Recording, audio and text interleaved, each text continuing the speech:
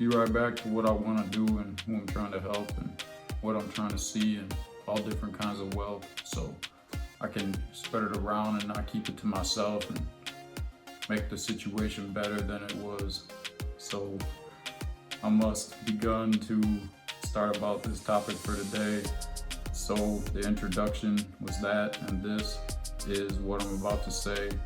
This is how I doubled my first source of passive income in 1 year, from the end of my first year to my second year. So why is this important, what I'm talking about? Because basically starting a business on your own is great for many reasons that I could get into at a different time, but you can't really grow much or fast until you learn to expand and hire help and work with other people and build a team. So that was really like the dream, to expand and grow. So I'm going to teach you what I learned and now what I know. So a preview of what I'm going to get into is how I was managing my passive income business after 1 year, how I knew I was ready to grow the business, how I started to grow the first business, like the actual logistics. And then I'm going to talk about the results that I got monetarily and educationally. So yeah, make sure you go and subscribe if you haven't already, because I'm always coming through with new information steady, and I'm going to help you be ready to get your own passive income in whatever way that you can think of. So, you know, I'm going to get into more of hopefully a consulting role too, so I can help people see through all the obstacles so they can know how to start right away and start making money with no delay. But that's something I'll have to talk about on another day. So getting back to what I gotta say. So with this whole process, really, I made a lot of mistakes, and it was kind of frustrating at first, but I learned a lot, and the knowledge I got, I can really apply to any new business that I'm doing in the future. And I'm sure, you know, I'll keep growing and keep getting better with all the businesses that I do. Just gotta see it through and not give up. So, okay, so the main part of what I gotta say is starting out with how I was managing my passive income business after 1 year. So I was really working on every area of the business. I was running the entire business by myself, right? I could do it. I realized I could do it without any help, but you know, it took a lot of time. And then I was really starting to realize that, you know, what areas of the business were most important, like what areas of the business were really like generating the majority of the income, what areas of the business, you know, weren't really that important. Most importantly though, I had begun to realize, you know, where my strengths were, like what I was the best at with all the different areas of the business. And with this first passive income business, you know, I did talk about it on the previous video. If you haven't checked that out, go check it out. It gets into more detail of how I started it, but it was basically a book business. So with this business, you know, the main two things were creating the books and marketing the books. And there were different like sub areas from that. But at the end of the day, you know, it was like the actual creation of something and then the actual marketing of it. And I would have to say, like, I had way more experience ahead of time before I started this business with marketing. Like, I had already been reading about that and studying that for a long time. So that was already, you know, steady on my mind. So it gets to the point of how I know when it's time to let the business grow. And in this case, it began to show when I realized that I was creating something that people wanted and would pay for, right? So I think, you know, if I had tried to expand the business when I was still learning what worked and, you know, what kind of things, what kind of books were selling and what kind of books weren't, like I would have been putting myself in a bad situation, because I would have been hiring out a lot of people to do things that, you know, I would probably be paying them money for, in most cases would not be generating any income. So at this point, once everything was going good, you know, I knew that I could create more books that would make more money, but I could only do so many each month on my own. And that wasn't gonna work if I was trying to see the thing growing. So I realized I needed to create a system to hire people and help expand.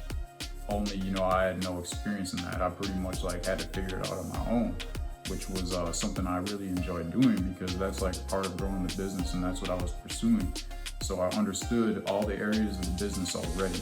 And this was very, very important, right? Because if I didn't understand something, and I hired somebody to do it, there would be no way if I knew it was done correctly. So yeah, so basically I already knew that it was time to grow the thing. I already knew, what my strengths were to bring and what I wanted to hire out. So without a doubt, I started to grow my first business. And this was like, something I was really excited about, more than like the prospect of making extra money or anything like that. Like that was all a great outcome, but the main thing was just me being in a position where I could grow a business on my own and, be able to make all the decisions without having to, run them by somebody else, get their opinion. Like I wanted to be able to know that everything I did was my choice, and that was also important because I knew that there would be mistakes and obstacles along the way. But as long as I did it myself, there was no way I could blame anybody else, and I could just learn from the process even more. So I started to explore all the ways I could, find a way to grow the business. So what I did was I made a list of all the different areas of the business, right? And it was more than just, marketing and creating. Like I broke it down into like all the different tasks that basically needed to be done. And then I begun to decide to only work on the ones that made the most impact and that I enjoyed the most, right? So like my strengths and that had the biggest impact on the business. And that was basically like the marketing. So I started by researching a lot of different freelance websites. I'd already worked on Fiverr, so I had some experience, but I knew that was for smaller tasks. Like in the past, I had hired people on Fiverr for $5 jobs, and I had done these little $5 jobs. And I mean, it's really not somewhere where you can make money. It's more for like experience of understanding how the, online hiring of freelancers work. And I would recommend it to anybody that's never hired a freelancer for a bigger job to try a few smaller jobs on Fiverr first, just to kind of like get their feet wet and understand how the whole thing works. But anyways, yeah, I researched a lot of different online freelance websites, and I began using Upwork. I found out that it had a different name back then. I can't remember what it was called, but now it's called Upwork. And it's really like the best site out there from all the research that I did. And I posted the first job I did. I really only, for a while, actually, yeah, that first year, I only hired out one position, and that was for people to write the books. So what I would do is I would go and I would research what I think would sell. And I would find out, what all the information I needed to put that book together. And I would basically put all that information together, and then I would hire somebody to basically like write the book. And I mean, these were, like I said, these were all nonfiction books. So they were all books about like information. So the person basically just had to like rewrite it in their own words and make it flow together of all the different like pieces of information that I put together. Yeah, so a lot of people had applied, like more than I even really thought would. I mean, I had like 100 different people in the first week applying to like do this. So I was like, okay, well, I have way more options than I thought. And that was a very good thing because, at first I kept it slow. I really just hired one person at a time. And I realized that, I needed to expand. Like I needed to be able to hire more people, because what I realized from doing this is that basically like a lot of people aren't gonna get the quality or style of work that I want, and I need to hire a lot of people at the same time. But the point is that I started really slow, started doing it one at a time, just so that I could get my mind used to the process and not have to deal with any nonsense of stress of trying to push myself to do like 10 at a time or something like that at once. Like I definitely was doing that after like a year, which I could get into another video. But at first, to make it simple right now, yeah, I just did one at a time, and I slowly increased that. So what I found was that there was a lot of areas of hiring that I didn't realize. I think the main thing I learned from this was that I was doing a lot of research on the people that I hired. I was looking at like work samples that they had. I was like trying to, message with them a lot, trying to like get an understanding of how well I thought they were gonna do on the job. But I think the main lesson that I learned was really this didn't matter. Like at the end of the day, people, you know, that I least expected would come out with the like best quality work. And some of the people that seem to have the, you know, best examples and all this kind of stuff, would come out with the worst kind of quality of work, and I would have the hardest time dealing with them.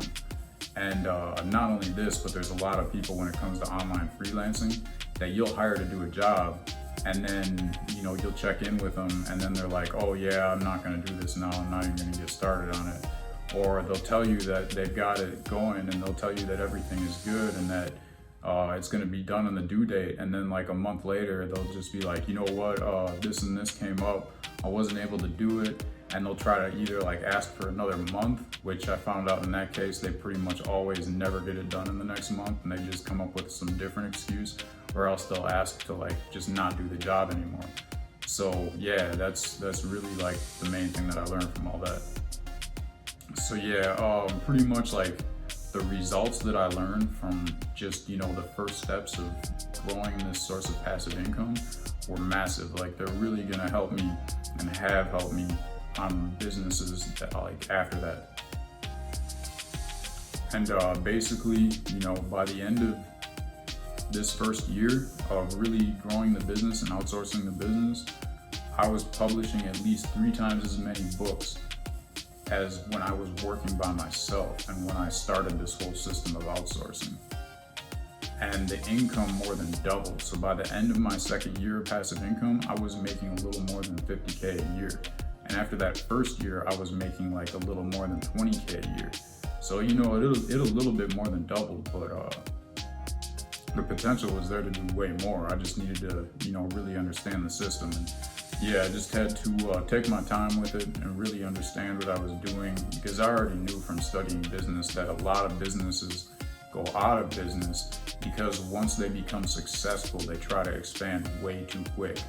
Right? And they just need to like take their time through the expansion process, make sure that they don't take any losses, make sure that they know who the boss is with each different place, and make sure that they're staying safe at the end of the day so they don't have to worry about any kind of problems or obstacles that they didn't see coming their way. So yeah, I just became much better at hiring people, teaching people to do a job, stop getting robbed by people. Like there were straight up people on there that would just like try to, you know, rob me. Like they would, you know, either hire somebody else that didn't know what they were doing to do it when they said they were gonna do it themselves, or they would, you know, use this like computer program to like write something. And I became real aware real quick when people were doing that. So yeah, I figured out a lot through that. A big important thing too is I learned a lot about business taxes and how those work in regards to reinvesting into a business. And if I would have understood this before, I probably would have expanded it like more sooner. But you know, it's all good because I figured it out. And without a doubt, like there's so many better advantages to doing passive income or starting a business when it comes to taxes as there is to working at a job. I mean, it's just like night and day difference. The way that you have control over taxes, how much taxes you pay. I mean, the whole system's set up really to benefit people who are, you know, running a business or doing passive income or something like that. In my opinion, the people who are working for a paycheck are just, you know, they're getting like a really bad deal when it comes to how they're paying taxes and how much taxes they're paying. So yeah, I learned basically like everything that from like hiring people, how to write that off on taxes, how to you know, lower the amount of taxes I would pay by knowing what the numbers were and knowing like how much work I should hire out and how much I should pay people, how much I need to pay people before I need to, you know, write it off for taxes, stuff like that. And that's a huge thing when you're working with a lot of freelancers online, because you have so much time to try out so many different people. And you know, if in 1 year you're working with a lot of different people, you might not end up paying them enough that it ends up being having to be written off, where you have to pay a certain amount of tax back for hiring them. So yeah, that's all something I can get into on a different video. If you want to know more about like business taxes and how that works for passive income or expanding any business really, let me know in the comments. I could do a whole video on that. I'm just not sure if it's really going on track on what I've really been doing, if people really want to hear about that. So yeah, just leave a comment if you want to know more about that. But that's basically it. That's what I got for today. I hope you got some value out of what I had to say, bringing you more content with no delay. So go ahead and subscribe if you haven't already, bringing in new information steady. Everything I do, I'm staying ready to pursue something new so I can bring it to you. And thanks for watching. I'm out. Without a doubt. No drought, just harvest.